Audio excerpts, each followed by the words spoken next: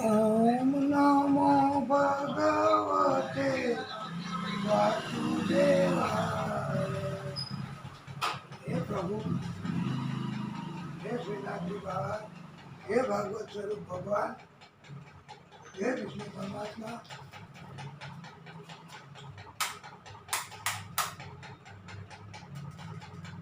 હે દાદા,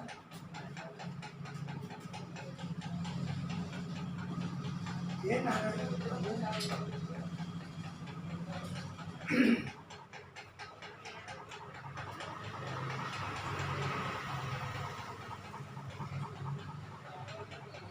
ઓમ બોલીએ ભાગવત સ્વરૂપ ભગવાન કી જય. વિષ્ણુ પરમાત્મા શ્રી હરિ કી જય. અંત સમયે પ્રભુ પોતે ભીષ્મ પિતાને દર્શન આપવા ગયા છે. ભીષ્મ પિતા બાણશૈયા ઉપર હતા અને ત્યારે પ્રભુને ભીષ્મ પિતાએ એવું નિવેદન કર્યું છે કે મેં રાજધર્મ, સ્ત્રી ધર્મ અને બધું જ ધર્મનું પાલન કર્યું છે. હવે મને સદગતિ થાય એવું કરવું. ત્યારે એ સમયે દ્રૌપદી એમણે થોડું હાસ્ય કર્યું. ત્યારે ભીષ્મ પિતાને થયું કે કેમ મારા નિવેદનમાં કઈ જૂઠાણું છે, કોઈ શંકા છે? ત્યારે દ્રૌપદીજીએ કહ્યું છે કે ના ના પિતામહ, બસ એમ જ હસવું આવ્યું છે. ત્યારે ભીષ્મ પિતાએ કહ્યું છે કે એમ હસવું આવે નહીં, પણ કાંઈક તો મારા નિવેદનમાં ખામી છે જ, માટે તમે મને ચોખ્ખું કહી દો. ત્યારે દ્રૌપદીએ કહ્યું કે ભરી સભામાં જ્યારે વસ્ત્રાહરણ થતું હતું, સ્ત્રી ઉપર અત્યાચાર થતો હતો, ત્યારે તમે મદદ કરી નથી અને મદદ માટે પડકાર કર્યો નથી. ત્યારે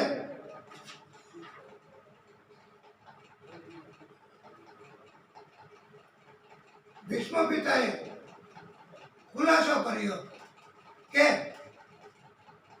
મેં સ્ત્રી ધર્મનું પાલન તો કર્યું જ છે.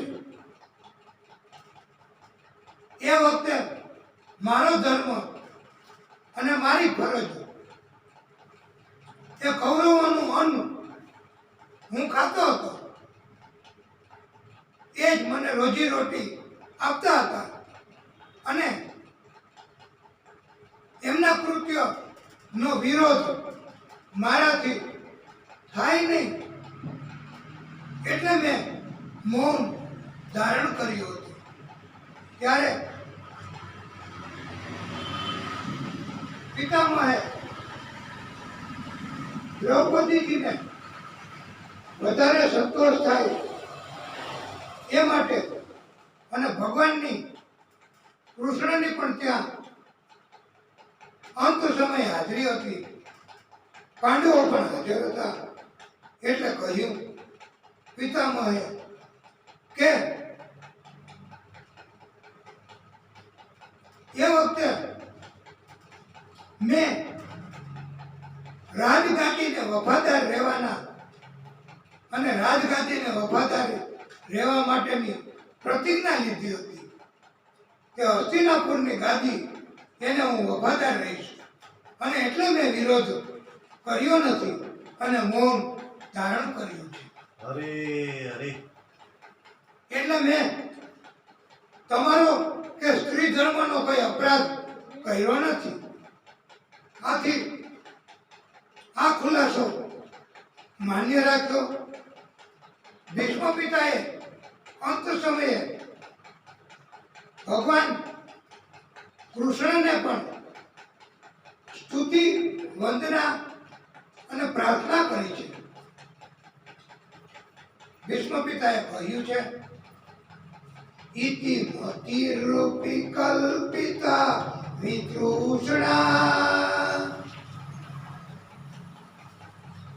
ભગવતી સાત્વત કુંભવે વિભૂમ્ની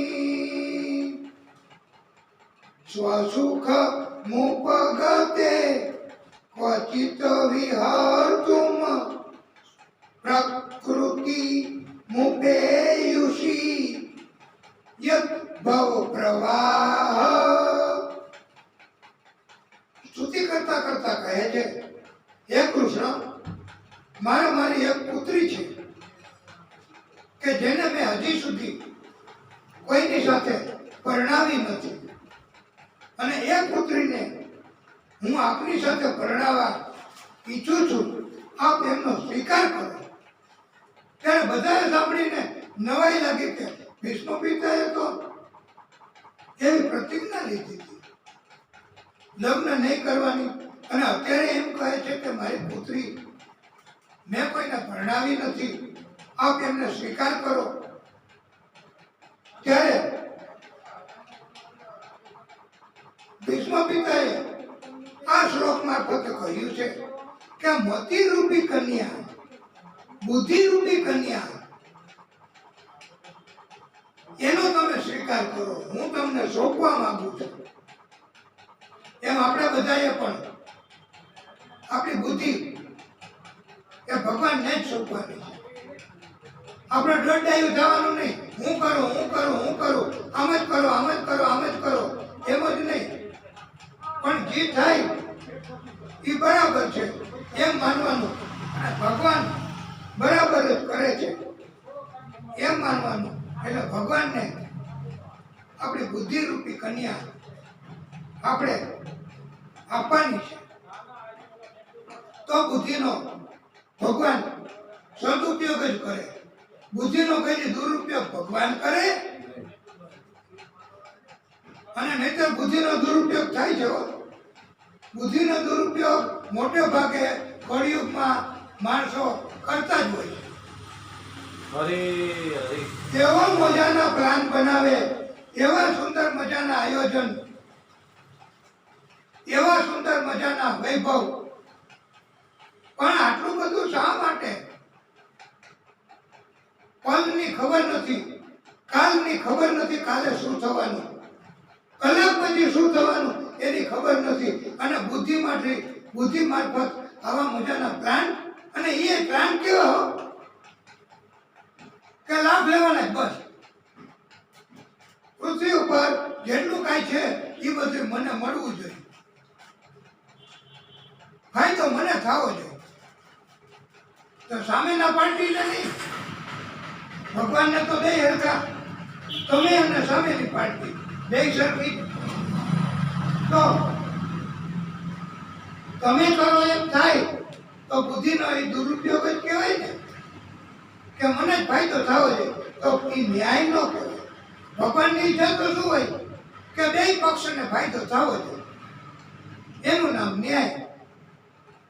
તો અત્યારે તો બુદ્ધિનો દુરુપયોગ કરી અને આવા જ પ્લાન, કલાક પછીની ખબર નથી વાલા, અને આપણે આવા આયોજન કરીએ, અને એ પાછા બીજા પાસેથી વધારે લાભ મળે, બસ એવી રીતે.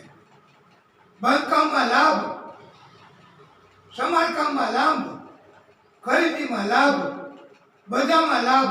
તો પછી બીજાનું શું થાય? બીજાનો એવો હેતુ ન હોય કે એની એવી ઈચ્છા ન હોય કે એને જ લાભ થવો જોઈએ. તો આવી ટક્કર થાય એટલે બુદ્ધિનો અને દુરુપયોગ કહેવાય. પણ સદુપયોગ ક્યારે કહેવાય?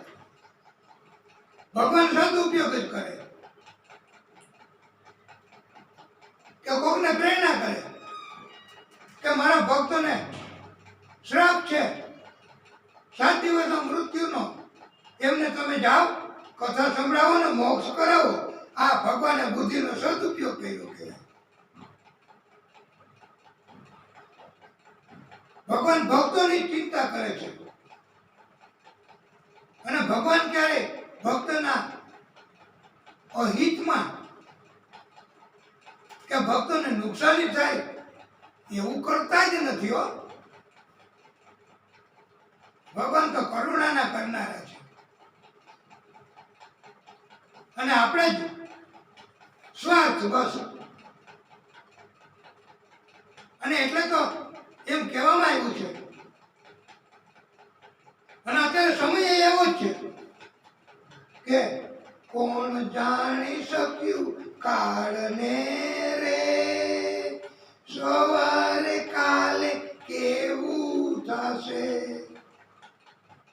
આ મોટા મોટા બંગલા અને બધું અહીંયા જ રહી જવાનું. કાલે શું થાય, કલાક પછી શું થાય એની ક્યાં ખબર છે. અને એવું તો સાબિત થયું. આખી પૃથ્વી ઉપર આવું ધરત કાંઈ ન હોય ને લાગુ પડી જાય મૃત્યુ. હરે હરે નારાયણાય નમઃ. પણ ભક્તોને ભગવાન બચાવે છે. આવું ધરત લાગ્યું હોય એ ભક્તો રિકવર થઈને પોતાની ઘરે આવ્યા છે અને ભક્તિ કરે છે. એ આપણે જોઈએ જ છીએ. એટલે તો ભગવાનને ભક્ત વત્સલ કહેવામાં આવ્યા છે. બોલીએ ભક્ત વત્સલ ભગવાન કી જય. અને આપણે ભક્ત આપણે બુદ્ધિ ભગવાનને નહીં આપીએ તો ભગવાન તો આપણી બુદ્ધિ લઈ લેવાના. કારણ કે ભગવાન તો બુદ્ધિ છે જ નહીં. એને બધાની બુદ્ધિ જ લેવી છે. એ બધાનું ચિત્ત ચોરી લે છે, હરણ કરી લે છે. એટલે તો ભગવાનનું એક નામ ચિત્ત ચોર કહેવામાં આવ્યું છે. ત્યાર પછી તો અશ્વત્થામાને દુર્યોધને બીજી તક પણ આપી છે અને અશ્વત્થામાએ કીધું કે હમણાં જ હું તમારું વેરનો બદલો લઈશ. તુરત જ ગયા છે પાંડવો એના કક્ષમાં અને એ વખતે ભગવાન કૃષ્ણને ખબર પડી ગઈ. પાંડવો તંબુની બહાર સૂતા હતા. એમના પુત્ર પાંચેયના, ભીમનો પુત્ર ભીમ જેવો, અર્જુનનો પુત્ર અર્જુન જેવો, એ બધા પુત્રો પણ સાથે હતા. પાંડવો પણ સૂતા હતા. ભગવાન કૃષ્ણ આવ્યા. પાંડવો જાગી ગયા, બાળકો સૂતા રહ્યા. હરે હરે. અને ભગવાન કૃષ્ણએ કહ્યું પાંડવોને હાલો. પાંડવો તો નીકળી ગયા. બાળકો સૂતા હતા. અસ્વસ્થતામાં ખુલ્લી તલવાર લઈને રાત્રિમાં આવ્યો અને પાંડવોના પુત્રો સૂતા હતા.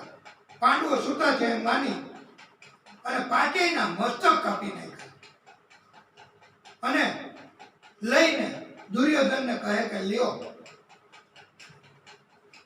બધાયનો મેં બદલો લીધો છે. મસ્તકો આપની સમક્ષ લાવ્યો છું આ પુરાવા માટે. ત્યારે દુર્યોધને કહ્યું અને દુર્યોધનને આનંદ થયો કે ઓહો, મારા શત્રુઓ દુશ્મનો યુદ્ધમાં હું જીતી ન શક્યો અને તમે એના મસ્તકો કાપીને લાવ્યા. બહુ આનંદ થયો અને એને કીધું કે એમ કરો, ભીમનું મસ્તક મને આપો. એટલે મસ્તક ભીમનું આપ્યું. એને આમ દબાવ્યું તો દબાઈ ગયું. એટલે દુર્યોધન સમજી ગયો કે ભીમનું મસ્તક તો આટલું નબળું ન હોય. લાવો પાંચે પાંચ ચેક કર્યા તો એ પાંડવોના હતા જ નહીં. હરે હરે. પાંડવોને તો ભગવાન કૃષ્ણ લઈ ગયા હતા. પાંડવોના સંતાનો હતા, એમના મસ્તકો કુમળી વયના. અને ત્યારે એને એમ થયું કે આ તો પાંડવોના પુત્રોના મસ્તકો છે. તમે તો મારો વંશનો, પાંડવોના વંશનો નાશ કર્યો. એમનો શું દોષ?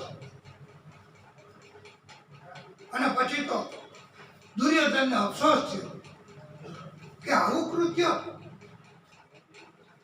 મારાથી થયું, મેં કરાયું. અને દુર્યોધનને એવું વરદાન હતું કે એક જ સમયે આનંદ પણ થાય અને દુઃખ પણ થાય, એટલે એનું મૃત્યુ થાય. તો આ પ્રસંગમાં પછી દુર્યોધનનું મૃત્યુ થયું. અરે અરે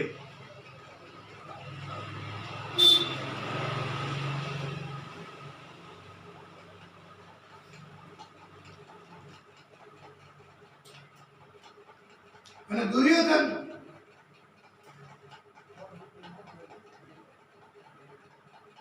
એનું મૃત્યુ થયું. સવારે મસ્તક વગરના શરીર તંબુની બહાર પડ્યા હતા. એને જોયા માતા દ્રૌપદી. ત્યારે બહુ દુઃખી થયા કે આવી હત્યા મારા પાંચેય પુત્રોની આવું અધમ કૃત્ય કરનારા આવું શા માટે કર્યું હશે? અને સૂતેલા બાળકોને મારી નાખવા. અને અર્જુન પણ આ દુઃખ જોઈ ન શક્યા. એમણે દ્રૌપદીને સાંત્વના આપી અને પ્રતિજ્ઞા કરી કે આ અપરાધીને હું પકડી તમારા ચરણોમાં આપીશ. તમે હુકમ કરશો એવું અમે કરશું. પછી તો એ પ્રતિજ્ઞાની ખબર પડી.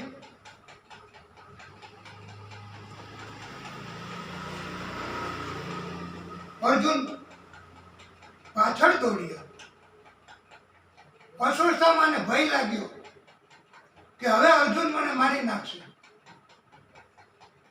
ત્યારે એમણે બ્રહ્માસ્ત્રનો ઉપયોગ કર્યો પાછો. પોતાના બચાવ, મૃત્યુથી બચવા. અને અર્જુન એ દોરડાથી બંધાઈ ચૂક્યા. હવે અર્જુનને કષ્ટ થયું. કષ્ટ થાય પછી કોને યાદ કરવા? એટલે ભગવાન કૃષ્ણને. અને ભગવાન કૃષ્ણએ એમને પ્રેરણા કરી અરે અરે કે હે અર્જુન, અશ્વત્થામાએ બ્રહ્માસ્ત્રની શક્તિનો દુરુપયોગ કર્યો છે એમના બચાવ, પોતાના બચાવ માટે. અને એમને આ શક્તિ પાછી વાળતા આવડતી નથી. દ્રોણ ગુરુએ અશ્વત્થામાને આવું શીખવું નથી.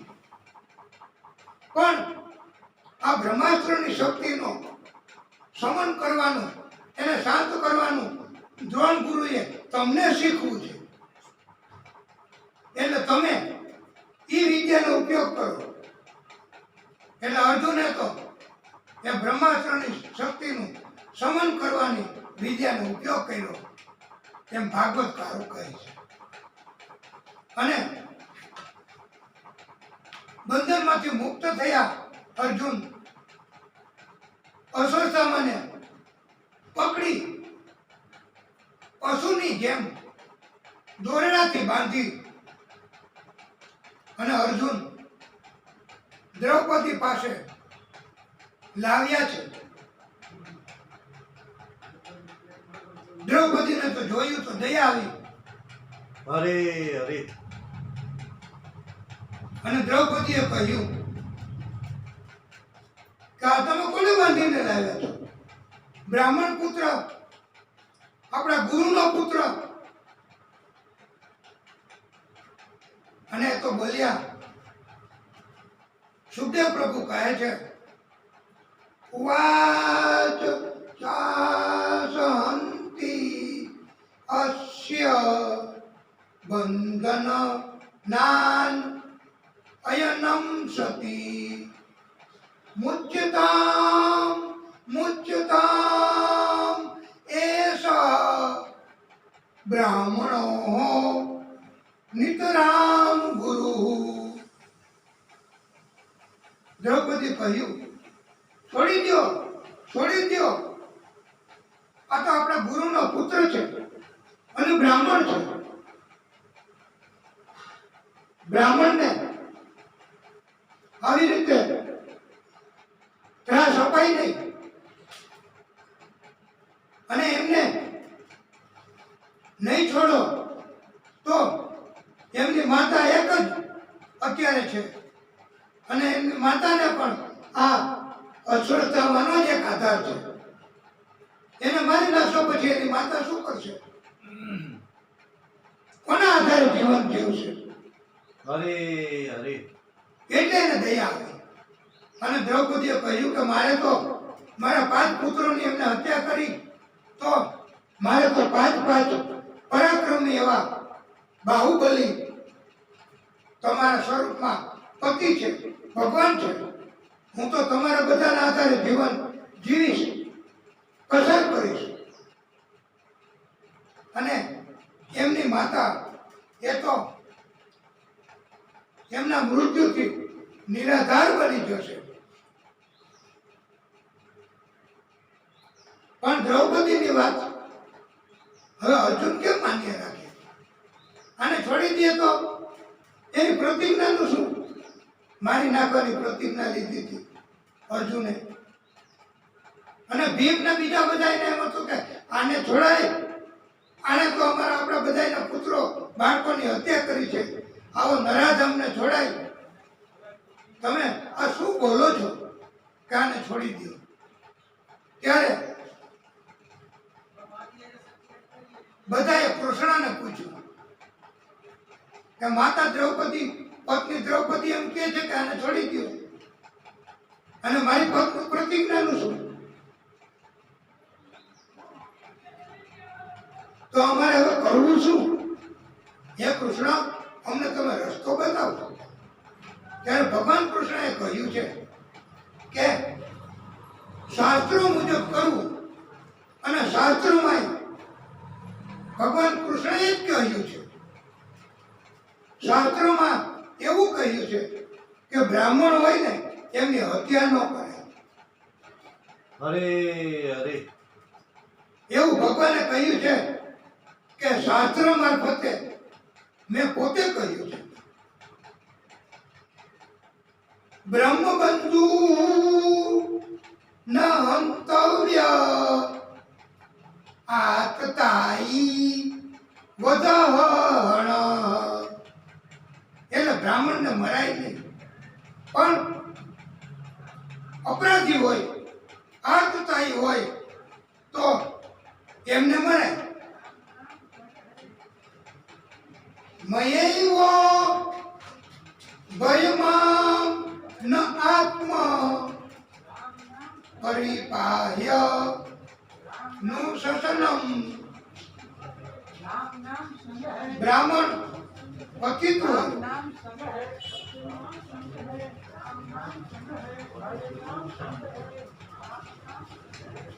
અપરાધી હોય તો એમની હત્યા, એમનું મૃત્યુ કરવું એમ શાસ્ત્રોમાં કહ્યું છે. પણ ભગવાનની આ માત્ર લીલા જ હતી. અને આમ તો તમે જુઓ તો ભગવાને કહ્યું છે કે આ અપરાધી છે તો હવે તમે શાસ્ત્ર મુજબ કરો. તો બ્રાહ્મણનું મૃત્યુ ન કરતા, અસ્વસ્થતાને મારી ન નાખતા, પણ એના કપાળમાં મણી હતો, એના કારણથી બધું પરાક્રમ એ બધું કરતો હતો. એનો કોઈ જીતી નહોતું શકતું, તો એના કારણથી એની શક્તિ હતી, તો એ મણી કાઢી હતી. અને પછી એનું અપમાન કરો, એની ચોટલી કાપી નાખો, એનું મુંડન કરી નાખો, એટલે એ મૃત્યુ કહેવાય.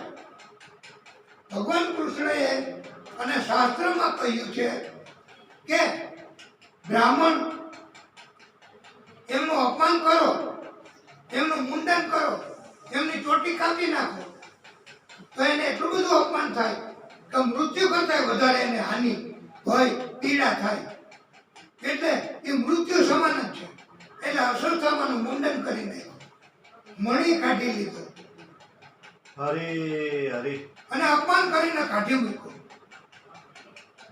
આમ એમને મૃત્યુ તો કર્યું કહેવાય બ્રાહ્મણનું.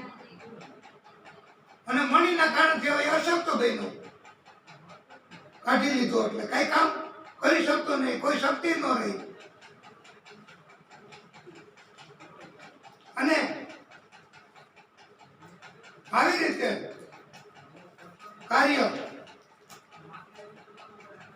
ભગવાને કરાયું. અને આમ તો ભગવાનની માત્ર એક લીલા જ કહેવાય. ભગવાનને તો ખબર જ હતી કે અશ્વત્થામાને હે અર્જુન તું નથી મારી શકવાનો. હે ભીમ, હે પાંડવો, તમે કોઈ અશ્વત્થામાને નથી મારી શકવાના. મૃત્યુ અશ્વત્થામાનું છે જ નહીં. અરે અરે એ ભગવાનને ખબર હતી. અને અશ્વત્થામા, રાજા બલિ, આ વ્યાસ ભગવાન, હનુમાનજી, વિભીષણ, કૃપાચાર્ય, પરશુરામજી, આ સાતેય એમનું મૃત્યુ નથી અત્યારે છે હો. અત્યારે પરશુરામજી છે, અત્યારે અશ્વત્થામા છે. આ એમની કથા આપણે કરીએ છીએ, અત્યારે એ આવી જ જાય. અરે અરે અને સાંભળે આપણે કોઈ એ કૃપા કર્યો એટલે આ સાતેયનું મૃત્યુ છે જ નહીં. એ ભગવાનને ખબર હતી એટલે ભગવાને આવો રસ્તો બતાવ્યો. અને પછી યુધિષ્ઠિરજીને ભગવાને રાજ્ય ગાદી સોંપી પાંડવોને. અને પછી પોતે ગયા અને દ્વારકા ગયા. અને દ્વારકામાં ભગવાન પોતે દ્વારકાનો નાથ કહેવાના છે. અને ભક્તો ભગવાન કૃષ્ણને આ દ્વારકાના નાથ તરીકે જાણવા માંડ્યા છે. અને દ્વારકામાં બધા આનંદ કરવા લાગ્યા છે, કીર્તન કરવા લાગ્યા છે.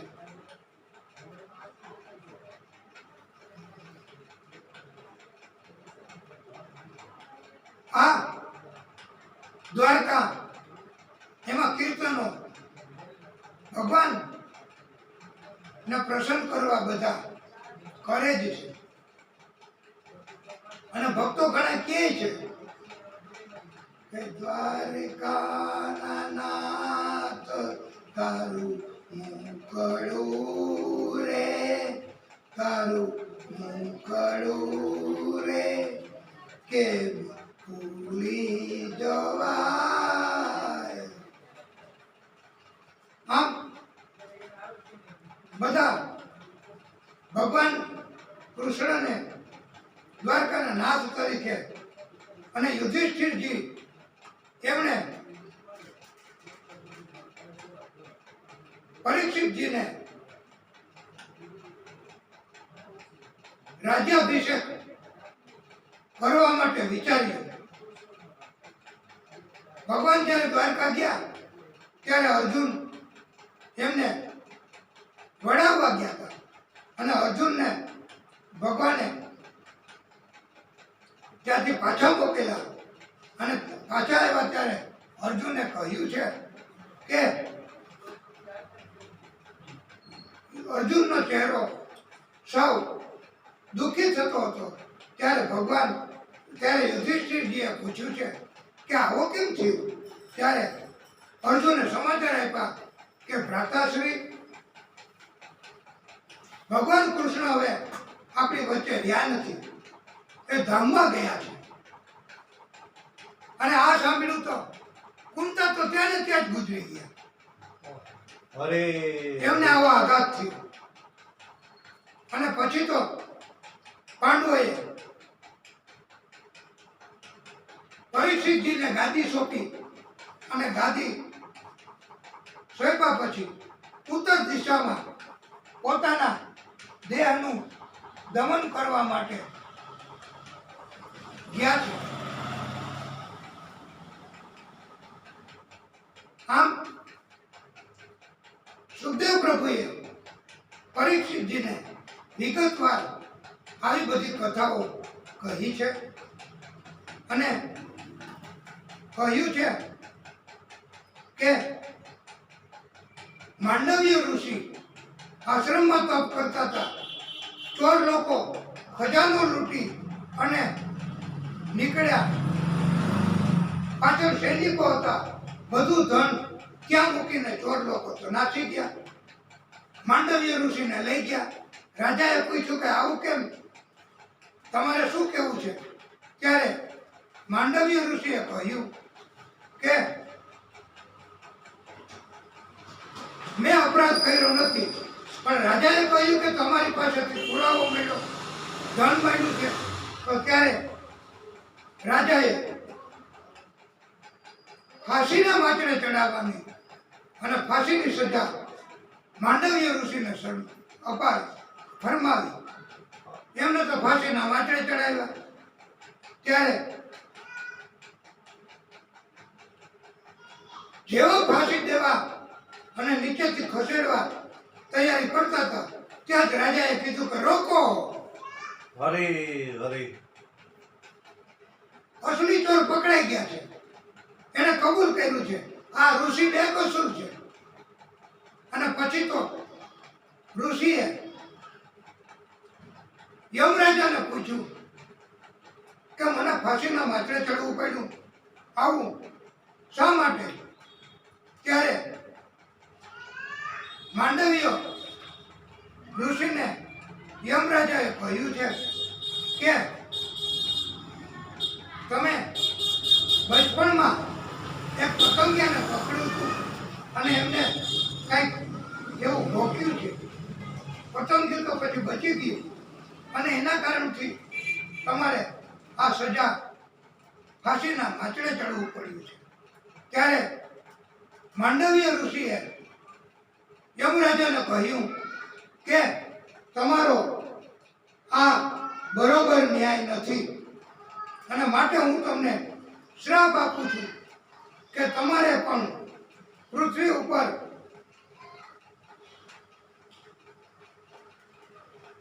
દાસ તરીકે જીવન પસાર કરવું પડશે. આથી યમરાજા એ વિદુરજી સ્વરૂપે જન્મ ધારણ કર્યો છે. આમ વિદુરજીએ જ્યારે ભગવાન કૃષ્ણ સંધિ કરવા ગયા હતા ત્યારે જે સલાહ આપી એને વિદુર નીતિ કહેવાય છે. અને વિદુરજીએ એવી સલાહ આપેલી કે ધર્મ કાર્યમાં સંતાન પણ બાધા ઉત્પન્ન કરે તો સંતાનનો ત્યાગ કરવો અને ધર્મ કાર્ય કરવું.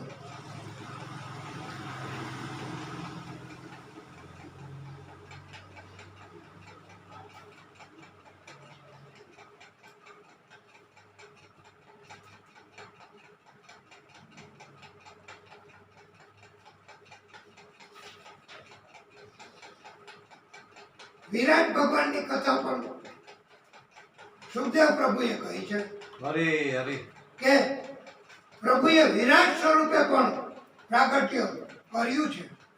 તેમના મસ્તક આકાશમાં, એમના પગ પાતાળમાં, એમના બંને આંખો એ એક સૂરજ અને એક ચંદ્ર, આવી રીતે વિરાટ ભગવાનની કથા અને એમનું પ્રાગટ્ય પરીક્ષિતજીને સુખદેવ પ્રભુએ જણાવ્યું છે. હરે હરે અને આ કથા પરીક્ષિતજીને સંભળાવી અને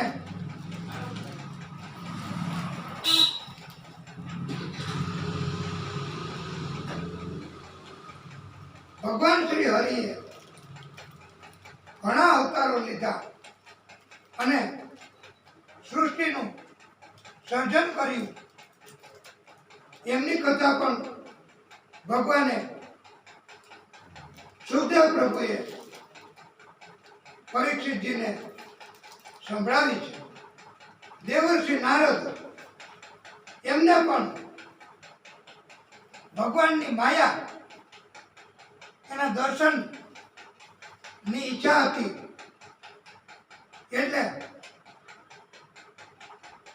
એમને પણ ભગવાને માયાના દર્શન કરાવ્યા છે અને સરોવરમાં સ્નાન કરીને આવવાનું કહ્યું. નારદજી સરોવરમાં સ્નાન કરીને નીકળ્યા કે તુરત જ સુંદર મજાની રાણી બની ગયા. અરે એને રાજા સાથે લગ્ન થયા, એને સંતાનો થયા. બીજા રાજાએ ચડાઈ કરી અને ઈ રાજાને મારી નાખ્યો, સંતાનોને મારી નાખ્યા અને આ રાણી એકલા જ કલ્પાંત કરવા લાગ્યા. હું વિધવા બની ગઈ, મારા સંતાનો મૃત્યુ પામ્યા. અને એવામાં તરત જ એમને ભગવાને માયા હટાવી એટલે ભાન થયું કે લે હું તો સ્નાન કરવા અને મને આ ક્યાંથી ભગવાને કીધું આ જ મારી માયા છે. હરે હરે વાસ્તવમાં દુઃખ નથી, સુખ નથી, મનના ખ્યાલ જ છે. અને જે કોઈ આપણને શિક્ષણ આપે એને ગુરુ કહેવાય છે. નારદજીને વિષ્ણુ પરમાત્મા શ્રી હરિએ શિક્ષણ આપ્યું છે એટલે અને આ ભાગવતજીની કથા એ આપણને જીવન કેમ જીવવું,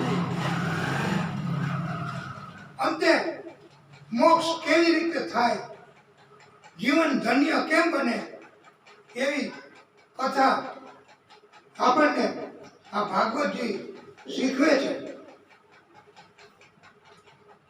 અને પ્રભુ પોતે જ કોઈને કોઈ સ્વરૂપમાં શિક્ષણ આપે છે. એટલે એમ કહીએ ને કે આખી દુનિયાના ગુરુ તો ભગવાન જ છે. હરે હરે કારણ કે ભગવાન જ આખી દુનિયાના બધા જીવોને બધું શીખવે છે અને ભગવાન જ ગુરુ છે. ભગવાન જ પાલન પોષણ કરે છે, ભગવાન જ નાશ કરે છે. અને એટલે તો કહ્યું છે ગુરુર બ્રહ્મા ગુરુર વિષ્ણુ ગુરુર્દેવો મહેશ્વરમ ગુરુર સાક્ષાત પરમ બ્રહ્મ તસ્મૈ શ્રી ગુરુવે નમઃ.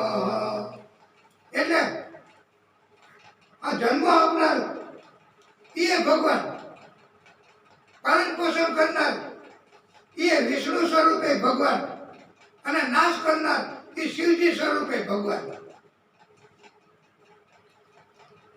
એમ ત્રણેય કામ ભગવાન જ કરે છે, એક શક્તિ જ આ કરે છે. અને એટલે જ ભક્તો એમ કહે છે. પછી તો દક્ષ રાજા એમના 11,000 પુત્રો હતા, એમને તપ કરવા મોકલા. નારદજી રસ્તામાં મળ્યા. નારદજીએ એ બધા પુત્રોને કીધું કે એવું કરવાની જરૂર નથી, તમે કાયમ તપ જ કરો, પછી રાજમાં નહીં જશો, પછી દુનિયામાં ન જતા. એટલે 11,000 પુત્રોને પછી તપના માર્ગે નારદજીએ વાળ્યા. દક્ષ રાજાને ખબર પડી એટલે નારદજીને દક્ષ રાજાએ શ્રાપ આપ્યો કે તમે એક જગ્યાએ ક્યાંય સ્થિર નહીં રહી શકો.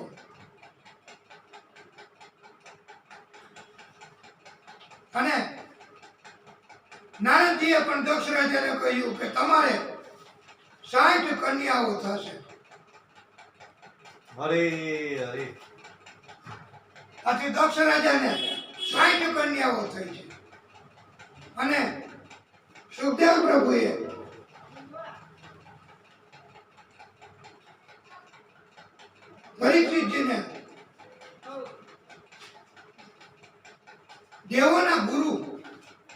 ઇન્દ્રના ગુરુ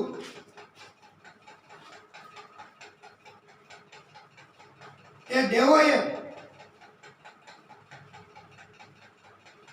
વિશ્વરૂપને, ત્વષ્ટા ઋષિના પુત્ર હતા વિશ્વરૂપ, એ પણ મહાન તપસ્વી, એમને દેવોએ ગુરુ બનાવ્યા. દેવોના ગુરુ તો નારાજ થયા કે મારે તમારા ગુરુ તરીકે નથી રહેવું. આથી ત્વષ્ટા ઋષિ પાસે ગયા, તમારા પુત્રને કહો અમારા ગુરુ બને. ત્યારે ત્વષ્ટા ઋષિએ ના પાડી છે અને વિશ્વરૂપ ત્વષ્ટા ઋષિના પુત્ર એમને ના પાડી કે મારે તમારા ગુરુ બનવું નથી. 33 કરોડ દેવતા, એમના પણ દેવ ઇન્દ્ર એમની પાસે આવ્યા. બોલો, આ કેવું મોટું તપ કહેવાય વિશ્વરૂપનું, ત્વષ્ટા ઋષિનું. અને એમ છતાં એને ના પાડી દીધી, મારે તમારા ગુરુ નથી બનવું. અને આપણે તો ખોટે ખોટા કોકને અભિમાન જગાડવા એમ કહીને કે તમે તો અમારા ગુરુ છો, તો એને અભિમાન આવી જાય. એવું કળિયુગ છે, મોટે ભાગે આવા હોય છે માણસો. અને પછી શું કરે, બીજાને વાત કરે આગળ જઈને કે જો પેલા ન ગયા એનો હું ગુરુ છું. હવે એને તો તમને અભિમાન જગાડવા એનું કામ કરાવ તમને કીધું કે તમે તો અમારા ગુરુ છો, અથવા તમે અમારા ગુરુ સમાન છો. આવા પણ કળિયુગમાં મોટે ભાગે હોય છે. અને ભણેલા એમ કે તમે મને ગુરુ માનો, પણ આ ત્વષ્ટા ઋષિ, આ એમના સંતાન વિશ્વરૂપ એ ગુરુ બનવા તૈયાર નથી. અને પછી તો વિષ્ણુ પરમાત્મા પાસે ગયા. એમણે કહ્યું કે વિષ્ણુ પરમાત્મા શ્રી હરિએ આદેશ કર્યો છે અને દેવોએ કહ્યું કે આપ અમારા ગુરુ બનો, એવું વિષ્ણુ પરમાત્માએ આદેશ કર્યો છે. ત્યારે વિશ્વરૂપ વિષ્ણુ પરમાત્માના આદેશનું માન રાખી અને દેવોના ગુરુ બન્યા છે, ઇન્દ્રના ગુરુ બન્યા છે. અને પછી આ જ ઇન્દ્રએ હરે હરે કે જેણે વિષ્ણુ પરમાત્માનું નામ લીધું એટલે ગુરુ તરીકે બનવા તૈયાર થયા વિશ્વરૂપથી. તો ઈ જ વિશ્વરૂપને ઇન્દ્રએ જ્યારે પોતાનો સ્વાર્થ સિદ્ધ ન થયો અને એને કસૂરવાન ગણી અને વિશ્વરૂપની હત્યા કરી છે આ ઇન્દ્રએ. તો એ વખતે પોતાના ગુરુની હત્યા કરવા વાળા પણ હતા. તો અત્યારે આ તો કળિયુગ છે, તમે શિષ્યો બનાવો, શિષ્યોનું માન નહીં રાખો, ભૂલથી પણ અપમાન થઈ જશે તો શિષ્ય એ વખતે પણ ક્રોધ તો કરશે જ, તમને નુકસાન કરશે, હાનિ કરશે જ. અને આવી રીતે મૃત્યુ પણ કદાચ કરે તો એમાં નવાઈ નથી. અને પછી તો ત્વષ્ટા ઋષિને ખબર પડી કે મારા પુત્રનું આ ઇન્દ્રએ હત્યા કરી, એને તપ કરી અને એવો પુત્ર માંગ્યો કે ઇન્દ્રને હત્યા કરે, ઇન્દ્રને મારી શકે એવો મને પુત્ર આપો. ત્યારે ત્વષ્ટા ઋષિએ તપ કર્યું અને એવો પુત્ર માંગવો, અને એના કારણથી થોડી ક્ષતિ થઈ એમ પંડિતો કહે છે. હરે હરે કે ક્ષતિ એવી થઈ માગવામાં કે ઇન્દ્રને મારે એવો નહીં પણ ઇન્દ્રથી મરે એવો. તો પાછો બીજો પુત્ર થયો અને એ પણ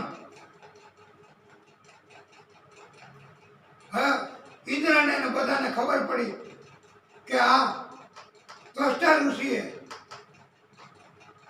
બીજો પુત્ર તપ કરીને માગ્યો છે, એનું નામ વૃત્રાસુર.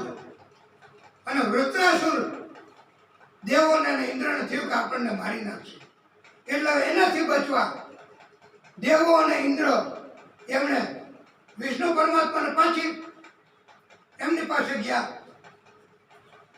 જ્યારે કાંઈ પણ તકલીફ પડે દેવો કે દેવોના દેવને અને બધાને, તો વિષ્ણુ પરમાત્મા જ હંમેશા બધાને યોગ્ય રસ્તો, આદિશક્તિ છે એટલે આપે જ. વિષ્ણુ પરમાત્માએ પાછું કહ્યું, તમે દધીચી ઋષિ પાસે જાઓ, અરે અરે મહાન તપસ્વી છે અને ઈ પોતાના હાડકા તમને આપશે તો ઈ હાડકાનું વજ્ર તમે બનાવશો તો એનાથી આ વૃત્રાસુર ની હત્યા થશે. અરે અરે તો દેવો તો ગયા દધીચી ઋષિ પાસે, ઇન્દ્ર પણ દધીચી ઋષિ પાસે ગયા. બોલો, પોતાનો બચાવ કરવા, પોતાનો સ્વાર્થ સિદ્ધ કરવા શું નથી કરતા. એ વખતે પણ તો દધીચી ઋષિને કહ્યું કે આ પરોપકારનું કાર્ય છે. તો દધીચી ઋષિએ વિષ્ણુ પરમાત્માનો આદેશ છે એમ જાણ્યું એટલે પોતાના હાડકા આપી દેવા તૈયાર થયા. અને દધીચી ઋષિએ એવું માંગ્યું કે તમે મીઠાઈ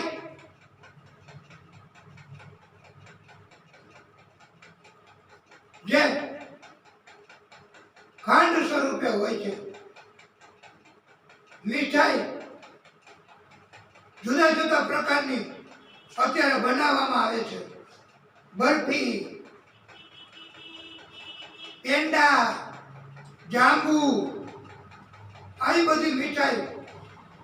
તો દધીચી ઋષિએ આવી બધી મીઠાઈ પોતાના શરીર ઉપર લેપન કર્યું અને પછી એ મીઠાઈને ખાવા માટે ત્યાં સૂક્ષ્મ જીવ, કીડી મકોડા, વીછી એવા બધા જીવલેણ જંતુઓ આવ્યા. મીઠાઈ આખા શરીરે લગાડી એને ખાવા. તો મીઠાઈ તો ખાઈ ગયા જંતુઓ આવા ઝેરી, પણ એમના માંસ, લોહી એ પણ ખાઈ ગયા. અરે અરે માત્ર હાડકા જ રહ્યા. દધીચી ઋષિએ આવું મજાનું તપ કર્યું, સુંદર, આવું કઠિન તપ કે કોઈએ નહોતું કર્યું. અને જ્યારે જ્યારે વેદના થતી હતી, એક કીડી આપણને ચટકો કરે તો કેવી વેદના થાય છે. પછી તો આવા જંતુઓ આખું શરીર ખાઈ જાય. અને દરેક વખતે દધીચી ઋષિએ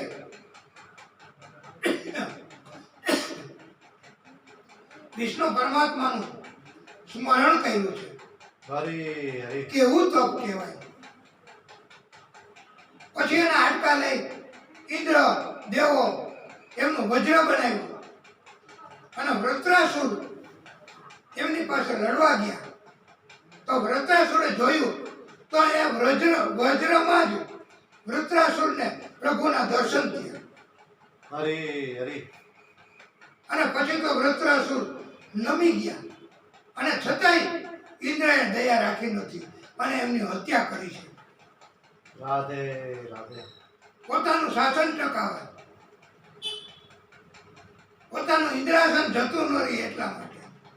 તો એ વખતે આવું અભિમાન, લાલચ એના કારણથી થતું હતું.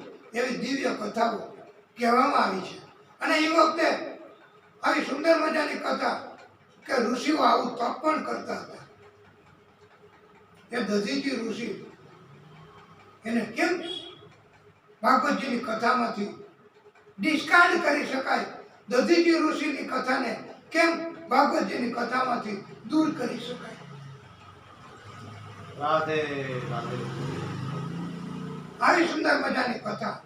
અને ઇન્દ્રએ પછી તો અપરાધ કર્યો છે,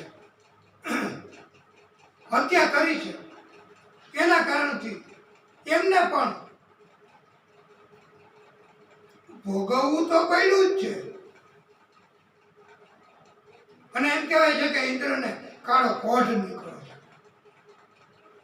અને બ્રહ્મ હત્યા એમને પણ ભોગવવી પડી છે. અરે અરે તટસ્થ કામ, શુદ્ધ કામ પ્રભુ પરમાત્મા આદિ શક્તિ જ કરી શકે છે. કારણ કે પ્રભુને પોતાની જ રચનામાં આસક્તિ નથી.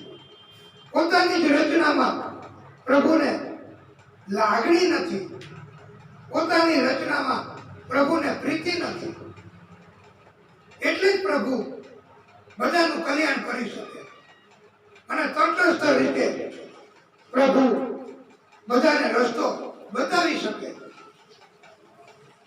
એમાં પૃથ્વી ઉપર અત્યારે હાલના કળિયુગમાં આ ન્યાયાધીશો કાર્ય કરે છે, એ કોર્ટ કચેરી, એમાં એ તટસ્થતાપૂર્વક જ કાર્ય કરે છે. અરે અરે એમને કોઈ તરફ લાગણી નથી, એમને કોઈ તરફ દુશ્મની નથી, એમને કોઈ તરફ મમતા નથી, એમને કોઈ તરફ એટેચમેન્ટ નથી અને એમને કોઈ લલચાવી શકતું નથી. એવા જજો અત્યારે કાર્ય આવી રીતે કરે છે અને તટસ્થ ન્યાય કરે છે. અને એટલે જ અત્યારે આપણે જોઈશું તો આ કળિયુગના સમયમાં કોઈને કોઈ ઉપર વિશ્વાસ છે, પોલીસ ઉપર કોઈને વિશ્વાસ છે, સંતાનો ઉપર કોઈને વિશ્વાસ છે, રાજા ઉપર કોઈને વિશ્વાસ છે, કોઈને કોઈ ઉપર વિશ્વાસ નથી. આવા સંજોગોમાં એક જ માત્ર આ કોર્ટ અને ન્યાયાધીશ અને ન્યાય અત્યારે પણ જાય છે ત્યારે એમ કહે છે કે આપ પરમાત્મા સ્વરૂપ છો અને આપ જે નિર્ણય કરો એ અમને કબૂલ છે. અત્યારે માત્ર આવા કળિયુગમાં ન્યાયાધીશ ઉપર જ, કોર્ટ ઉપર જ લોકોને, કળિયુગના માણસોને ભરોસો છે જ. અને અત્યારે તો એટલે તો નથી કહેતા કે સંપત્તિના બટલારામાં વાંધો પડે તો હાલો કોર્ટમાં કેસ કરવો, સ્ત્રીને વાંધો પડે તો હું જોઈ લઈશ, કોર્ટમાં કેસ કરીશ. કોર્ટ ઉપર, ન્યાયાધીશો ઉપર અત્યારે વિશ્વાસ એકમાત્ર રહ્યો છે, બાકી કોઈનામાં વિશ્વાસ નથી. આવી દિવ્ય કથા અને પરમાત્મા અને ન્યાયનું કામ તો કોણ કરી શકે કે જેને એટેચમેન્ટ ન હોય, લાગણી ન હોય કોઈ તરફ, માત્ર ને માત્ર નિયમ, રૂલ ઇઝ રૂલ, નિયમ એટલે નિયમ. અને कानून के बंटवारे में, कानून के दायरे में आप आते हो तो आपको बाइज्जत रिहा किया जाता है. आप कानून की निगाह में कसूरवार न हो तो आपको नसीहत हो सकती है और लाइफ टाइम की भी सजा भरमाते हैं. આમ આ તટસ્થ ન્યાયનું કાર્ય એ જ કરી શકે છે કે જેને મમતા નથી, જેને લાલચ નથી, જેને એટેચમેન્ટ નથી, જેને માયા નથી, જે કોઈમાં ફસાતા નથી. અને એટલે જ આને ભગવાન સ્વરૂપ કહેવાય છે. પરમાત્મા એવા જ છે અને એટલે જ પરમાત્મા બધાનું કલ્યાણ જ કરે છે અને તટસ્થતાપૂર્વક વર્તન કરે છે. અને આ પૃથ્વી ઉપર કળિયુગમાં ન્યાયાધીશો આવી રીતે વર્તન કરે છે, માટે જ આવી રીતે ન્યાય કરે છે એમની તટસ્થતા. અને એટલે જ આ કળિયુગમાં આપણે બધાને એમની ઉપર એકમાત્ર વિશ્વાસ અને ભરોસો આ ન્યાયના કાર્યમાં રહ્યો છે. આપણે આપણી કથાને અહીંયા વિરામ આપીશું. બોલીએ ભાગવત ભગવાન કી જય. બપોર પછી 3:15 વાગે કથા શરૂ કરીશું. વિષ્ણુ પરમાત્મા શ્રી હરિ કી જય.